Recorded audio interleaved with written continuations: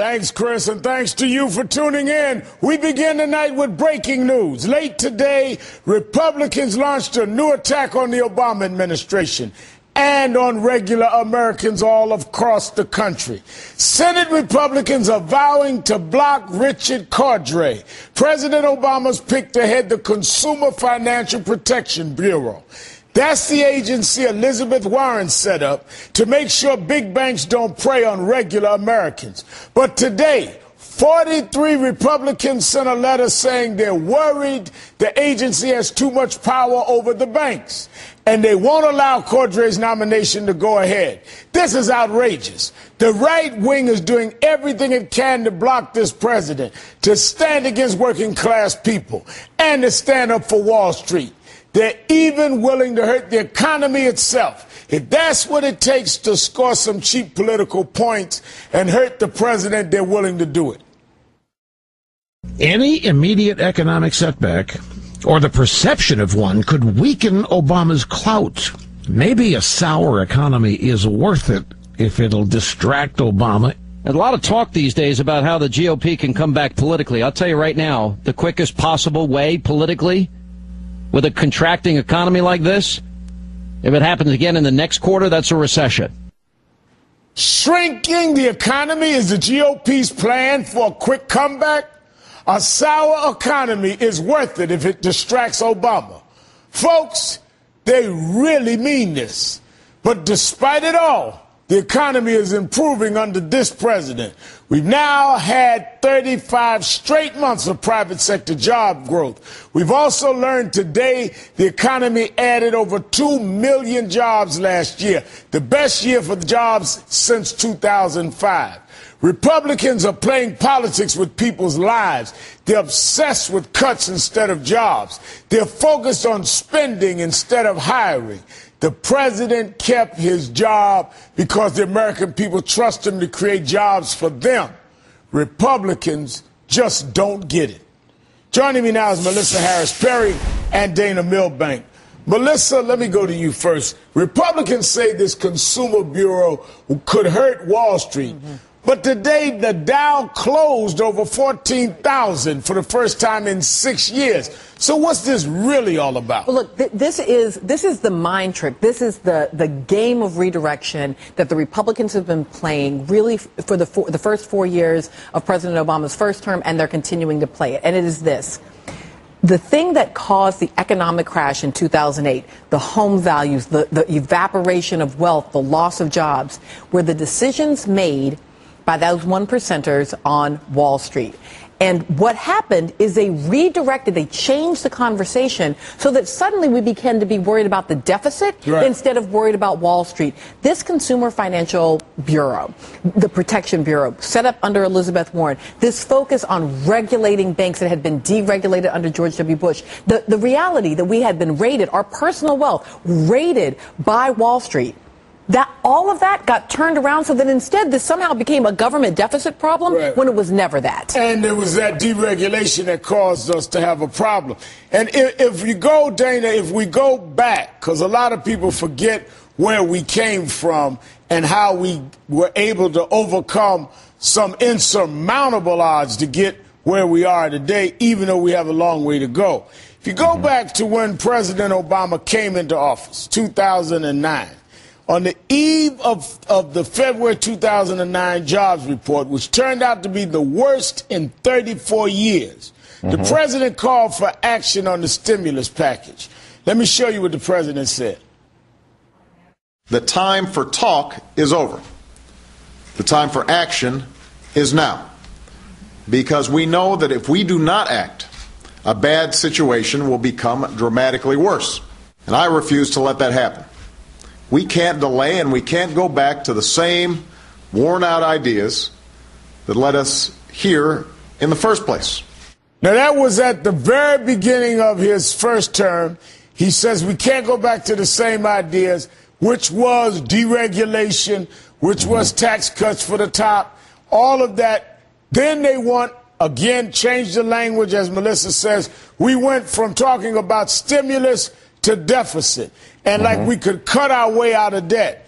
And when you look at the comparison between private sector job growth under President Obama and under President George W. Bush, according to Bloomberg, more than 650,000 private sector jobs were lost under Bush, while so far more than 470,000 private sector jobs have been added under President Obama. So when you look at where we started, look at the comparison. They're really trying to play with our minds, Dana. Right, Reverend. There's a terrific irony going on here, and that is like each month you have the Republicans saying, aha, the job growth isn't as high as it should be, or saying, aha, the economy isn't growing at the pace that it should be. Well, why isn't it? Well, that's because the Republicans succeeded in getting the government to cut back its spending. Right. So the reason the jobs growth has not been higher is because just as private sector job growth is increasing, government jobs are decreasing dramatically, so that's held that back. Why did the economy contract in the fourth quarter? Well, consumer spending, construction spending, all that's going fine. It was a result of sharp cutbacks in government spending, which is what the Republicans demanded in the first place. So they're saying, look, Obama's failing because of the contractionary policies that we forced him to put into place. And these are actual numbers, Melissa. 9,000 government jobs were lost in January, 74,000 government jobs lost in 2012 alone, 600,000 government jobs lost since February 2010. These are government jobs. Well, okay, so, right, and two things. Remember, a lot of these are jobs that are happening at the state level, right? So these are governors and local administrators, even mayors, who are cutting their city and state budgets. What we know is that in 2010, we had a huge overtake of these gubernatorial positions by Republicans. So these are primarily Republicans who are cutting these government jobs, right? Often jobs that provided an opportunity to lift into the middle class. So many working class people, especially people of color. This is one of the reasons why the black unemployment numbers have not gone where because we are over-indexed in the public sector. And that the state and local Republicans are cutting those programs, those agencies, and those jobs. And remember, we're over and blaming it on Obama. That's right. Who's not doing that. That's right. And we're overrepresented there because it is the one place where the laws of anti-discrimination have been most clearly taken care of. It has been hard to get the private sector to focus affirmatively on furthering the possibility of a diverse workforce. But government had been able to do it at the state level. So what you end up with is state Republicans cutting jobs, cutting a disproportionate share of the minority jobs, then blaming President Obama for doing it. And then many African-American leaders then saying, oh, this is all worse under President Obama, while having no reflection on the federal system that leads them to this. Ability to read what's going on, because if you don't fight the shrinking of the public sector, you can't handle those of us that have a disproportionate amount in there. And then it's not over, Dana, because when you deal with the politics that we're looking at coming, the sequester, listen at what Paul Ryan said on Meet the Press. I think the sequester is going to happen because that $1.2 trillion in spending cuts, we can't lose those spending cuts. We think these sequesters will happen because the Democrats have opposed our efforts to replace those cuts with others. But the same Paul Ryan, the very same Paul Ryan that said that on Meet the Press, let me show you what he said himself a couple of months ago. He said he wanted to make sure the devastating cuts to defense would never occur. And while campaigning in Pennsylvania, he warned that nearly 44,000 jobs were at stake. Well, now he's singing a different tune. Yeah, Reverend, it's almost like a hostage situation here. They're saying you've got to do it our way or we'll torpedo the economy, and you, the president, and your party will be blamed for that.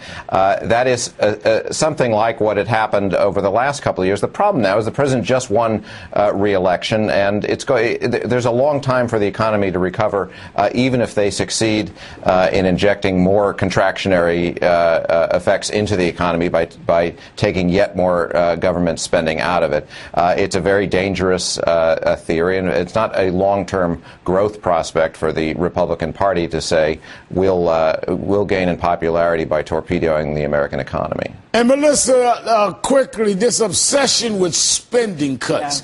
Yeah. Everything, the answer is cut. What about having a good afternoon? Cut. What about where we're going this evening? Cut. I mean, look at the cut obsession of the Republicans.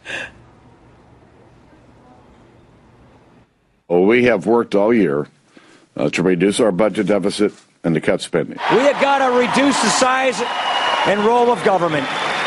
We got to cut spending. We'll continue to work on finding smarter ways to cut spending. Spend less. Bye.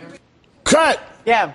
Well, when we know in terms of very clear empirical evidence that austerity measures, in fact, shrink economies and make things worse. And they will tell you, as we saw Governor Romney do when he was a candidate, say corporations are people, my friend, and then say governments don't create jobs, when in fact governments not only create them, but if we had allowed government spending to stay and to stimulate it, we would be in a position where we would have a much lower unemployment rate. Mm-hmm. Much lower and much more money out there. Consumers, people would be spending money because they'd have it. Yep.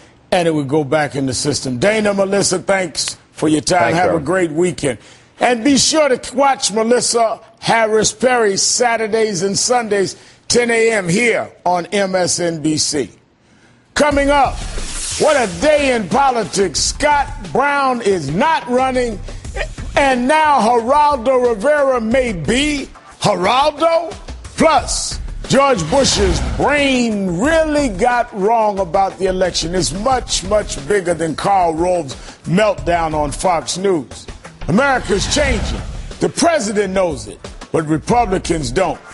And my thoughts on the passing of legendary New York Mayor Ed Koch, my friend and my political opponent for decades. You're watching Politics Nation on MSNBC.